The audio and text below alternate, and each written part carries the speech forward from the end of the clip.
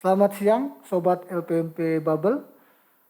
Hari ini untuk pertama kalinya atau yang perdana kami dari tim publikasi LPMP Provinsi Kepulauan Bangka Belitung akan melaksanakan podcast untuk kali ini dengan tema program sekolah penggerak.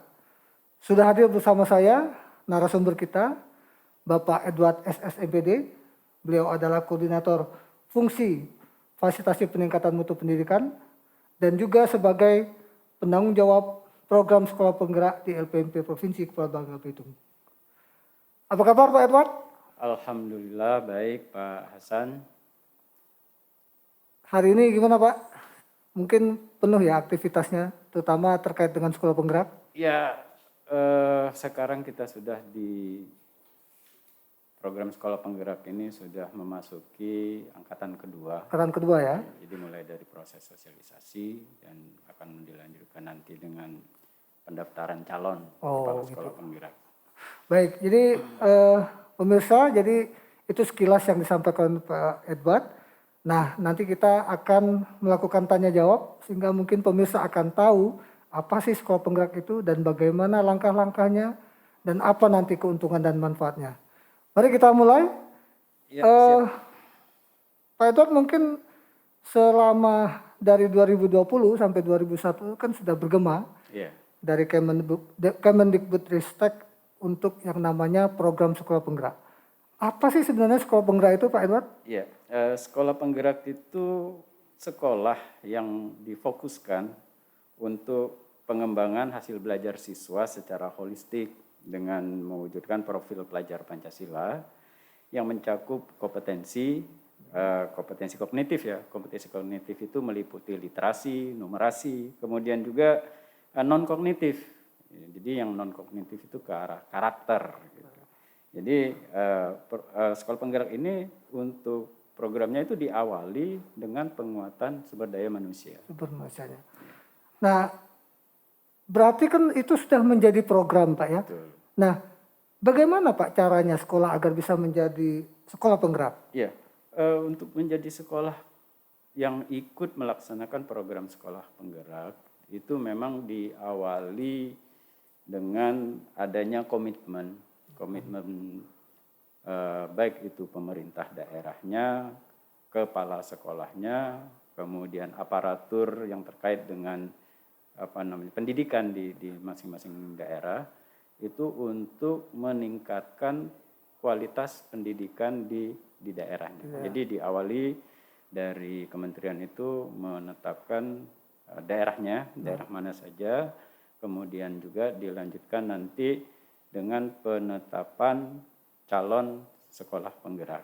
Jadi wujudnya berupa MOU Pak ya? Kalau ya, karena tadi kan untuk penetapan daerah itu kan ada kriteria. Kriteria ya? Ada kriteria.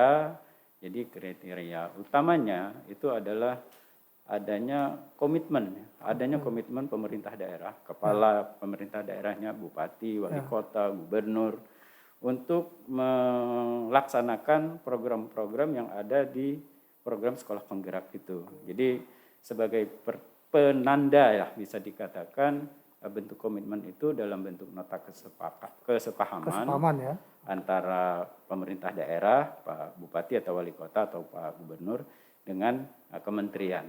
Kementerian ini bisa dengan Pak Menteri ataupun dengan Pak Dirjen terkait. Gitu. Nah baru nanti dilakukan proses seleksi sekolahnya.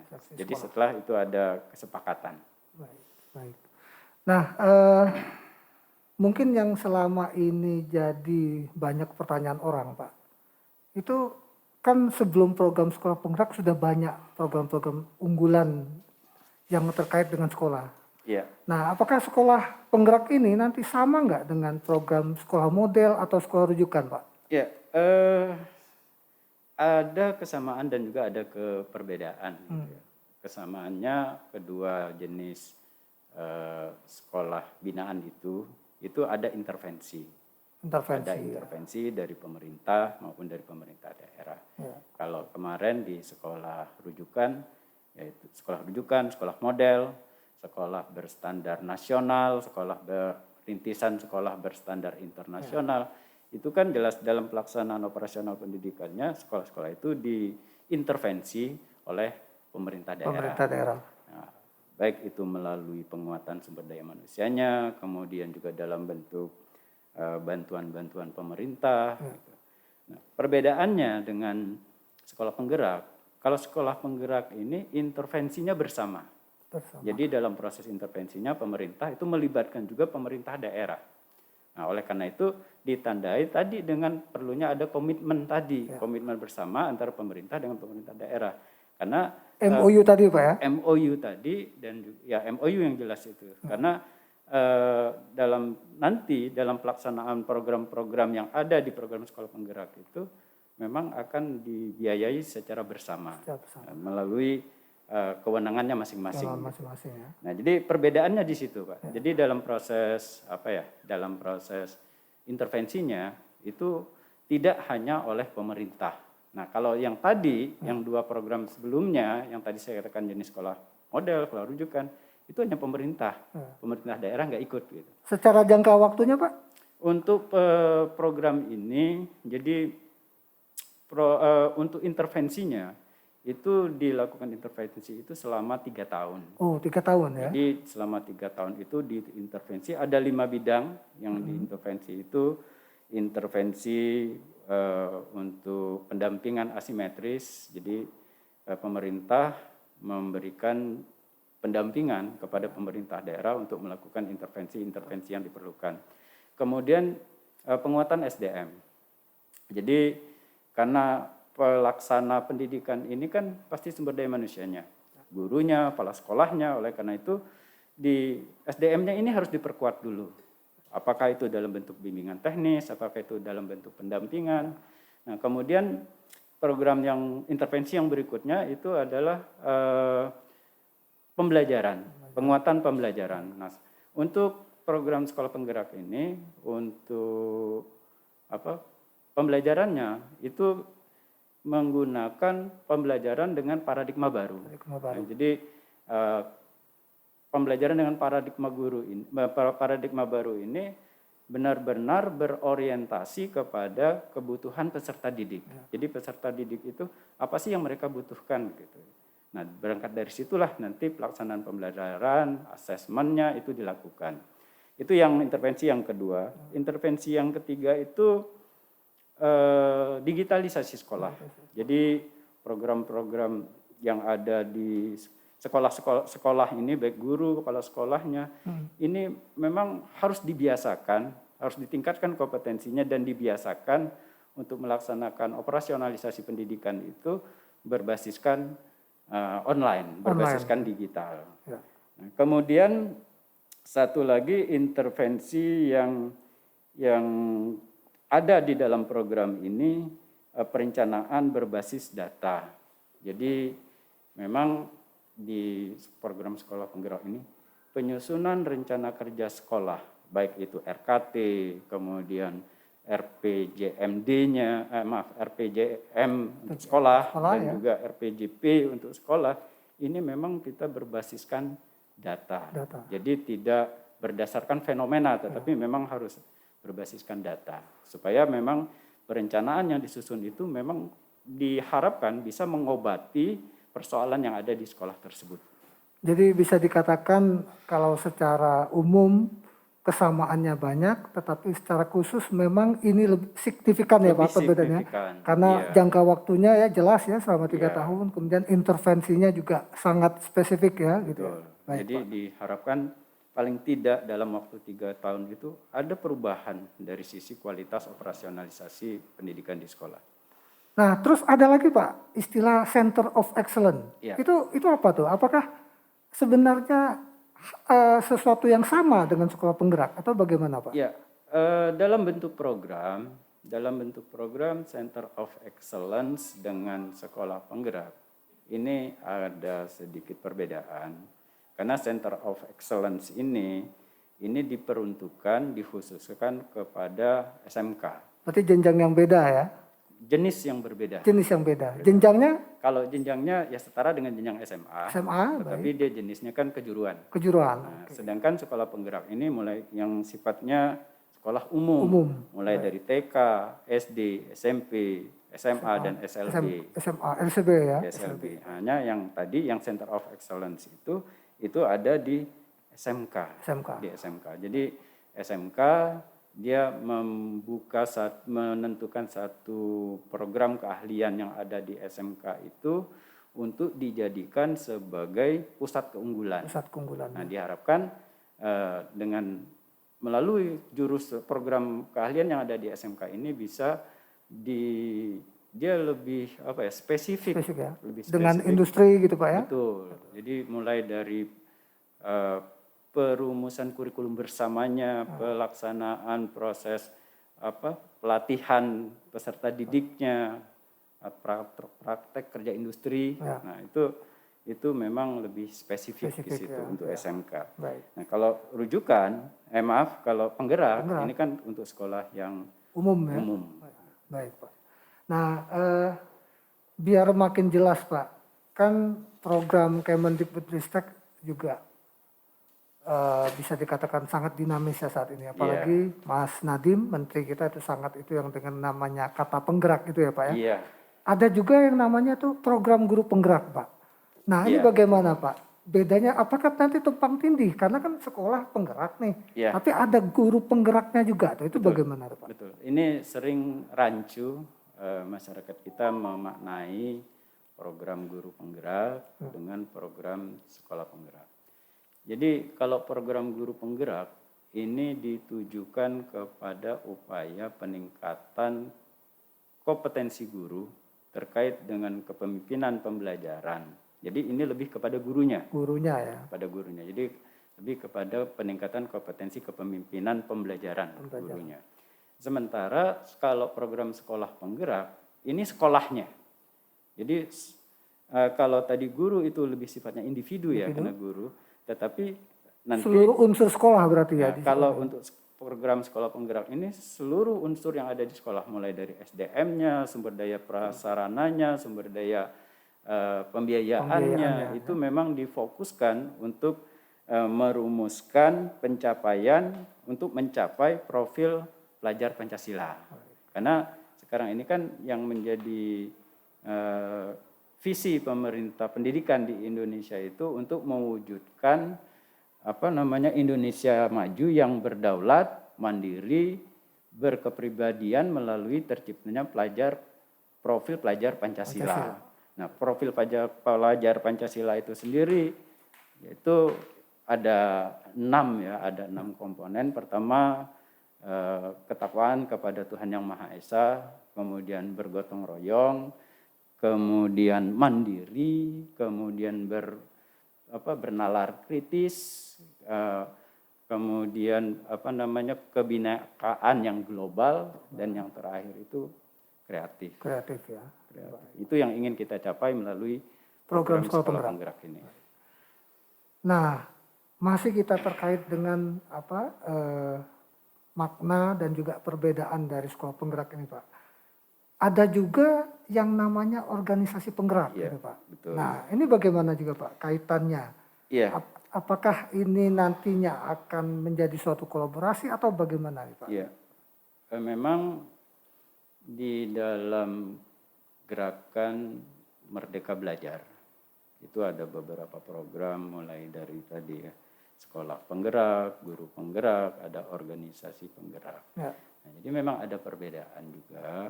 Organisasi penggerak ini adalah organisasi yang ditetapkan oleh kementerian untuk melakukan intervensi kepada sekolah-sekolah juga gitu. Tetapi dia lebih kepada sekolah-sekolah tertentu. Nah, jadi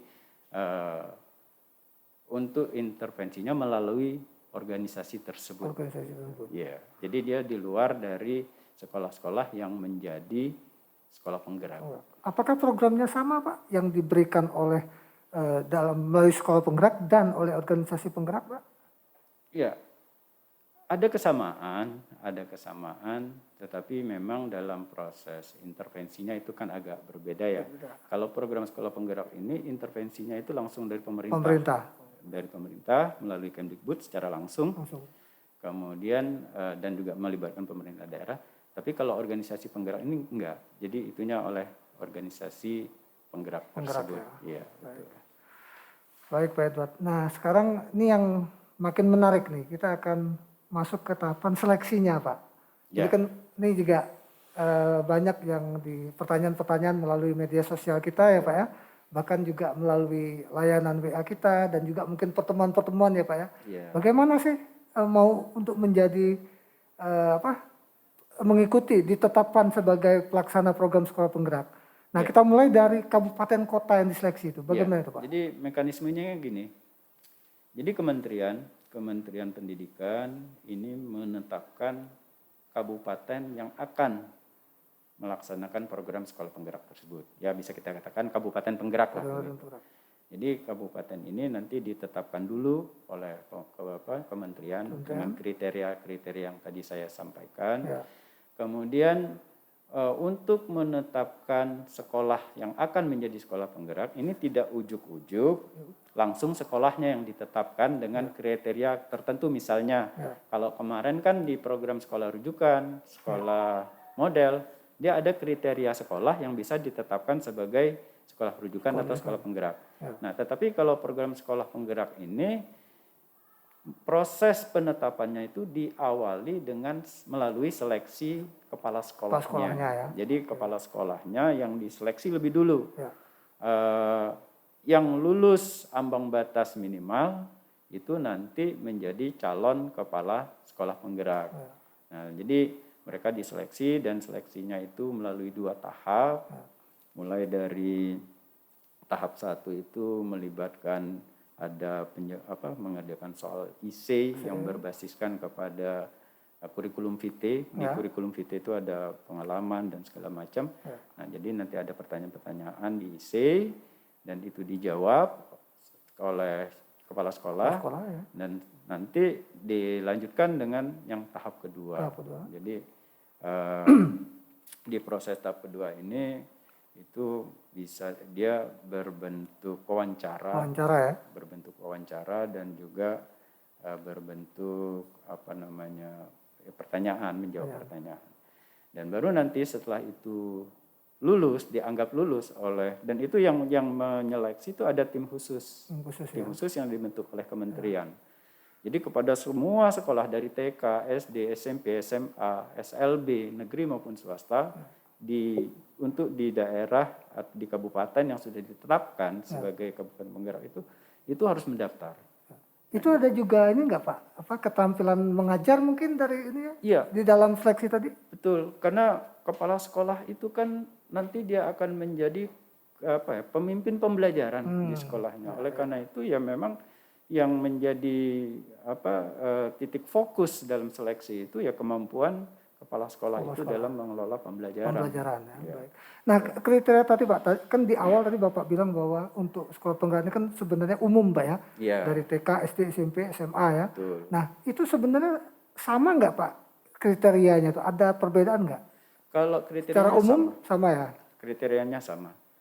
Kriterianya sama, memang ada batasan ya. Batasan itu gini. Kan program sekolah penggerak itu akan diintervensi selama 3 tahun ya. 3 tahun. Jadi supaya program ini tetap bisa berjalan di sekolah itu, maka kepala sekolahnya itu tidak boleh pindah selama 3 tahun itu. Berarti harus komit ya tetap ada di sekolah. Nah, pindah saja nggak boleh, apalagi kepala sekolah yang sudah akan pensiun.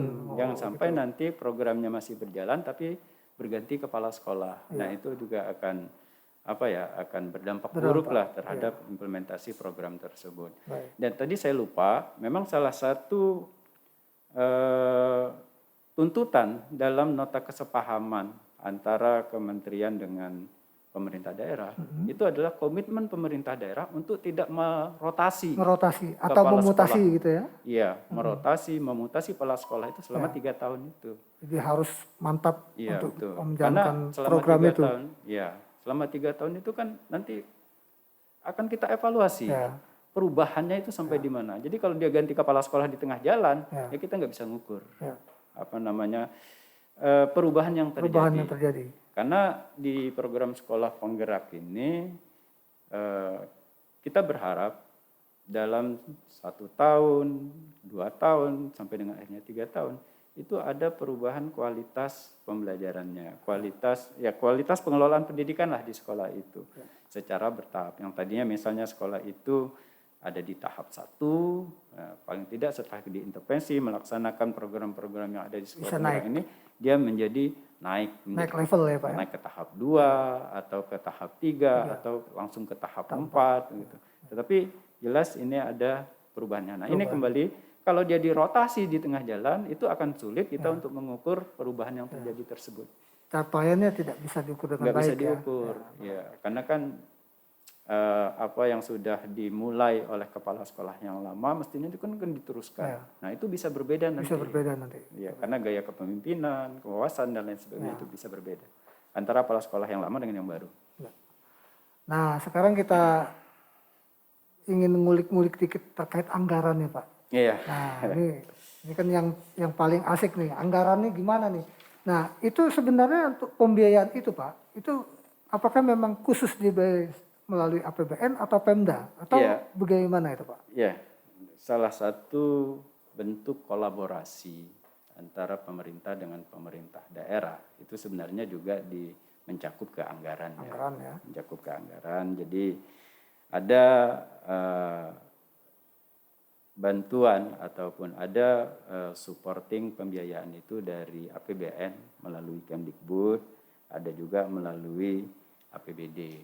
Nah, salah satu bentuk supporting pembiayaan dari APBN itu melalui BOS Kinerja. Jadi sekolah penggerak itu otomatis mereka akan menerima BOS Kinerja. Nah, BOS Kinerja itu nanti bisa dimanfaatkan untuk pelaksanaan program-program peningkatan mutu sumber daya yang ada di situ. Dalam proses APBD, pembelajaran itu ya Pak ya? Dalam proses pembelajaran, dalam proses pengelolaan, supervisi dan seterusnya. Yang jelas itu mengarah kepada peningkatan kompetensi SDM. Nah, adapun pemerintah daerah itu diharapkan itu terkait dengan buku, penyediaan buku pembelajaran dengan paradigma baru karena memang kurikulumnya itu agak berbeda. Ya. Nah, kalau sekarang tadi sudah saya sampaikan, penekanan pembelajarannya berbasis kepada kebutuhan peserta didik. Oleh karena itu memang proses pembelajaran juga agak sedikit bergeser dari kurikulum yang ada. Walaupun kalau secara ini tetap sama. Nama pembelajaran kan tetap sama. Kemudian fasilitas sanitasi. Kemudian bisa juga itu dalam bentuk dukungan akses untuk platform digital. Karena kita tahu di sekolah kita ini kan sangat variasi sekali ya terkait dengan digitalisasi ini. Ada sekolah itu yang jaringan internetnya nggak ada. Ada sekolah itu jaringan internetnya ada tetapi sarana TIK-nya yang terbatas. SDM-nya juga mungkin Pak. SDM-nya kompetensinya untuk pemanfaatan TIK itu dalam proses pembelajaran juga terbatas gitu. Kemudian untuk pengadaan perangkat-perangkat ajar tentunya itu yang dari APBD diharapkan. Tetapi itu sebenarnya tidak terbatas sih sebenarnya. Tetapi diantaranya bisa ke situ pemanfaatannya. Ini dijamin Pak ya melalui MOU tadi ya Pak ya. Harapan kita begitu Pak. Ya? Jadi dengan adanya komitmen tertulis tadi, nah ini juga kan bisa dijadikan dasar bagi pemerintah daerah itu untuk menyiapkan anggaran untuk mensupport, mendukung pelaksanaan program sekolah penggerak ini. Nah, berapa besar Pak anggaran daerah yang diharapkan dapat digunakan untuk program sekolah penggerak itu? Nah, ini bisa variasi sih Pak ya. Jadi memang tidak ada batasan berapa sih besaran dana anggaran dari pemerintah daerah untuk mensupport sekolah penggeraknya. Itu enggak ada batasan, tetapi diharapkan mereka bisa mensupport dari tadi item-item diantaranya item-item yang tadi saya sebutkan. Nah, jadi dengan itu kan bisa berbeda-beda itu Pak. Itu bisa berbeda, bervariasi antara daerah. Baik. Nah, kapan Pak anggaran itu akan dianggarkan Pak? Iya.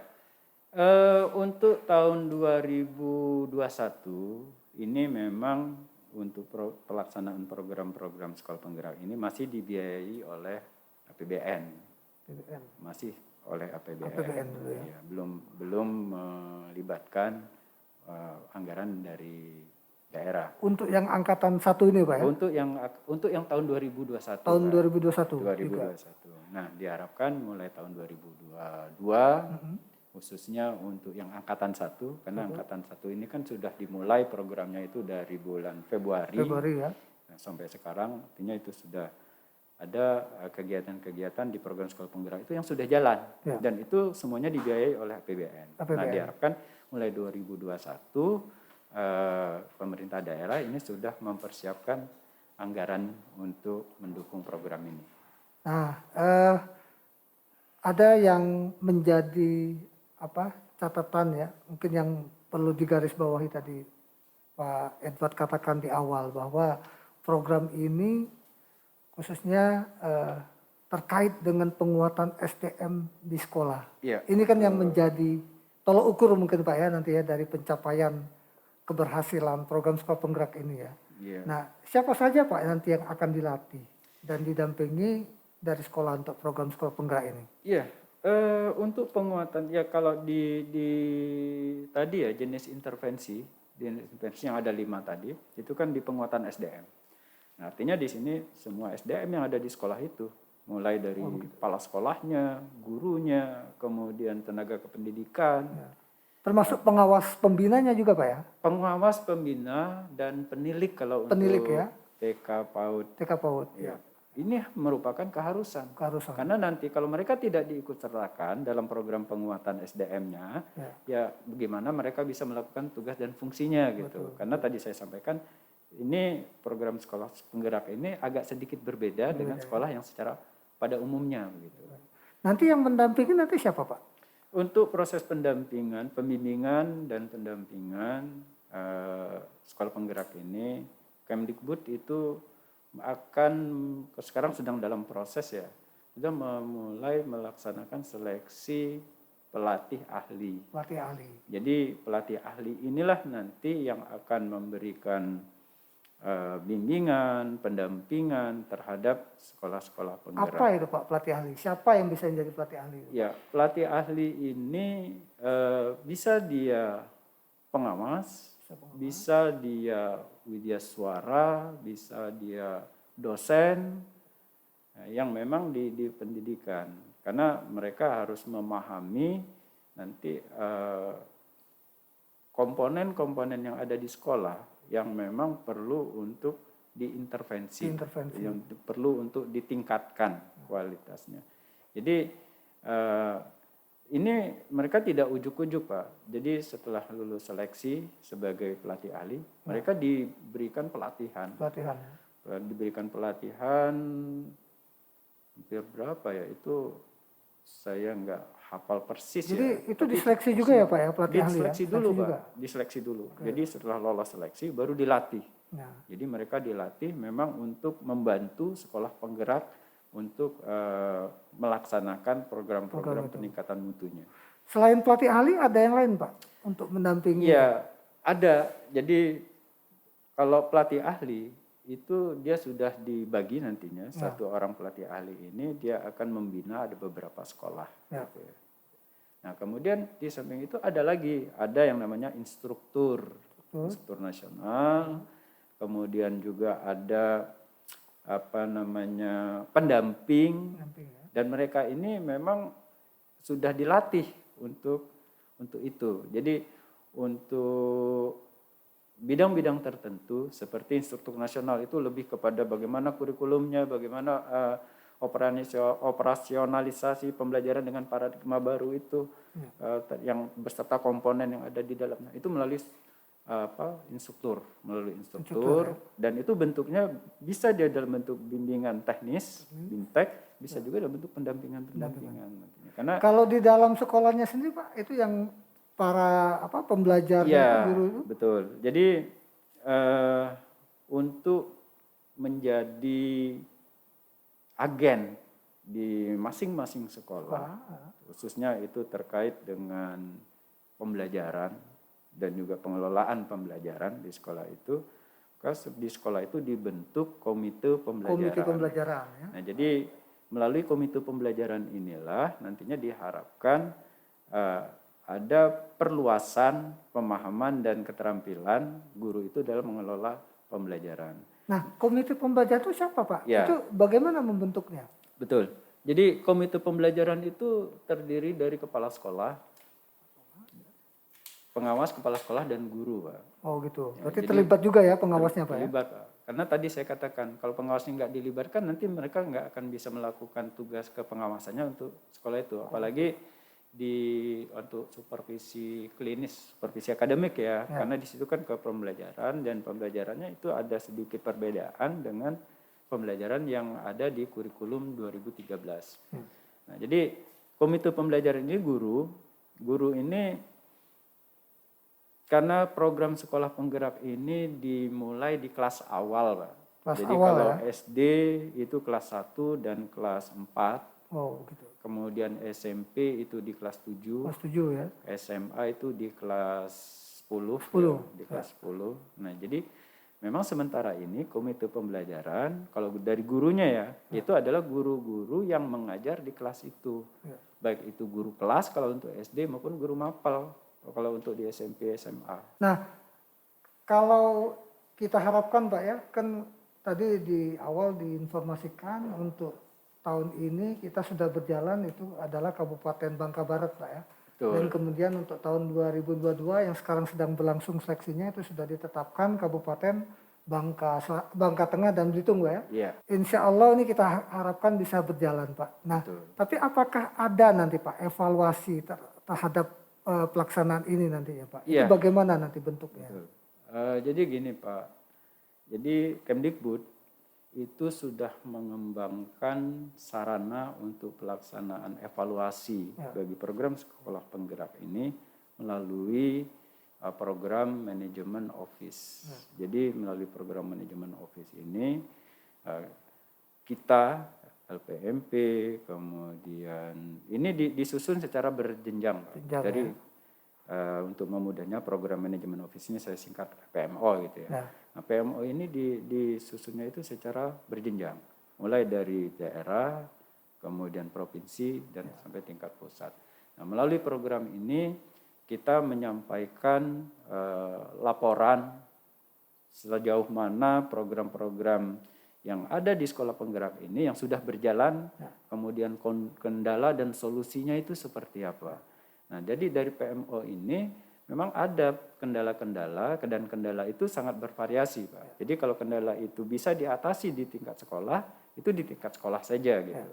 Tetapi kendala dan solusinya itu tetap harus kita sampaikan secara berjenjang tadi ke kabupaten, ke provinsi, ke pusat supaya memang kita punya gambaran yang utuh. Nah, kemudian ada kendala-kendala yang memang harus diatasi oleh pemerintah daerah. Nah, ada kendala-kendala yang hanya bisa diselesaikan atau diambil solusinya itu di tingkat pusat. Nah, misalnya gini, untuk di tingkat pusat, kendalanya karena kita sudah melakukan PMO ini, Pak, untuk yang angkatan 1 ya, Bangka Barat itu, ada beberapa persoalan yang sekarang sedang dalam proses penyelesaiannya yang menjadi kewenangan untuk penyelesaiannya itu menjadi kewenangan kementerian. Itu salah satunya kemarin terkait dengan belum cairnya bos kinerja. Nah, karena bos kinerja ini kan dari Kemdikbud, ya nggak bisa daerah menyelesaikannya. Ini harus Kemdikbud yang menyelesaikan. Dan itu sudah kita sampaikan dan kita juga sudah mendapat solusi kalau bos kinerja itu akan segera turun. Tapi memang sampai saat ini di pusat ini memang masih ada sedikit kendala. Nah, kemudian kemarin juga karena tadi saya sampaikan walaupun di pemataan anggaran tadi saya sebutkan salah satu pemataan anggaran daerah itu bisa untuk pengadaan buku pembelajaran. Nah, tetapi kembali lagi tadi sudah juga saya singgung untuk tahun 2021 kan masih APBN semua tuh. Jadi termasuklah juga pengadaan buku pembelajaran. Nah, kemarin ini agak terlambat dan sekarang sudah mulai masuk. Sudah sampai ke sekolah-sekolah. Nah, itu contoh. Jadi itu perkendala yang ada di sekolah yang sudah kita diskusikan, baik itu di tingkat daerah, jadi daerah juga tahu persoalannya, solusinya juga tahu, sampai juga ke tingkat pusat. Dan dalam PMO itu, dalam evaluasi itu, kita melibatkan tadi pelatih ahli ya. masing-masing sekolah PMO itu. itu Project Management Office itu Project yang megang kendalinya apakah dinas atau siapa tuh Pak? Ya, kalau tadi ya, karena kan dia dibangunnya itu berjenjang ya. Berjenjang kan? Berjenjang. Jadi kalau di tingkat daerah ya PMO daerah. Kalau di tingkat provinsi ya kita. Kemudian di tingkat pusat ya dirjen terkait. Baik. Karena ini kan di dirjen, kalau di Kemdikbud itu kan ada dirjen yang memang dia terkait dengan SDM-nya. Misalnya dirjen GTK. Nah, kemudian untuk yang bos kinerja, buku, itu kan ada di Pautdikdasmen. Nah, jadi untuk yang di tingkat kementerian melalui PMO ini kita harapkan mereka bisa memenuhi atau memberikan solusi dari mereka. Karena tadi ketika kita melaksanakan PMO evaluasi, jadi ketika sampai di jenjang kita nggak bisa ngambil solusi itu, maka pada saat evaluasi itu kita undang. Dari GTK kita undang, dari Pautdikdasmen kita undang, supaya memang solusi itu bisa solusi yang ada di kementerian itu bisa diketahui juga. Jadi harus ada kolaborasi yang hebat itu Pak. Betul. Ya. Nah terakhir nih Pak, peran LPMP sendiri itu di mana nih Pak dalam pelaksanaan program sekolah penggerak ini? Ya, LPMP sebagai UPT Kemdikbud di bawah binaan Dirjen PAUD Dikdas Dikmen tentunya ya harus sepenuhnya melakukan pengawalan terhadap keterlaksanaan program ini di tingkat sekolah. Jadi LPMP dalam hal ini bertugas mulai dari pengawalan komitmen antara pemerintah daerah dan pusat dalam bentuk tadi penandatanganan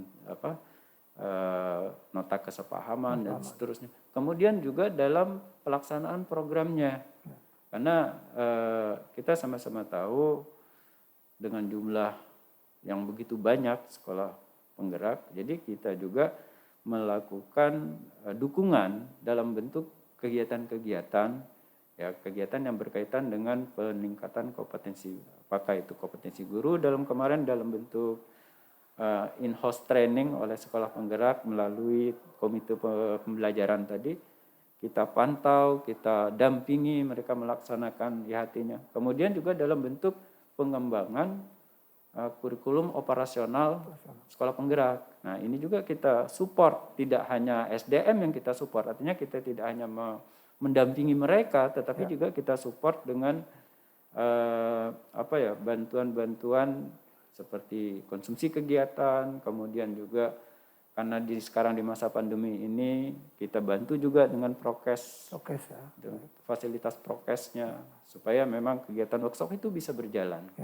Nah, jadi ini dalam rangka kita mengawal program ini agar memang jangan terputus gitu. Karena kita sama-sama tahu di masa pandemi ini kan kebutuhan kita terhadap penanggulangan COVID ini memerlukan anggaran yang sangat besar.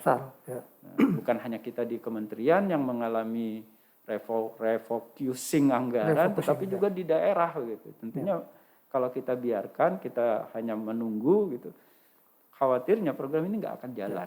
Oleh karena itu kita proaktif untuk terjun sampai ke tingkat sekolah. Baik Pak Edward, terima kasih. Banyak sekali penjelasan yang menarik ya yang sudah disampaikan terkait program sekolah penggerak ini. Terima kasih Pak Edward. Nanti insya Allah di waktu yang lain kita bisa berjumpa kembali ya untuk mungkin materi yang lebih up to date, yang lebih menarik gitu Pak. Iya, terima kasih kembali. Demikian Sobat LPMP Bubble, tayangan perdana podcast LPMP hari ini mengenai program sekolah penggerak. Akhir kata, saya Hasanuddin, mohon maaf apabila dalam penyampaian kami ada hal yang masih kurang. Kami berupaya untuk selalu meningkatkan tayangan podcast kami, baik secara konsisten dan juga dengan tema-tema yang semakin menarik dan kami harapkan bermanfaat bagi pemirsa. Demikian, terima kasih. Wassalamualaikum warahmatullahi wabarakatuh. Waalaikumsalam warahmatullahi wabarakatuh.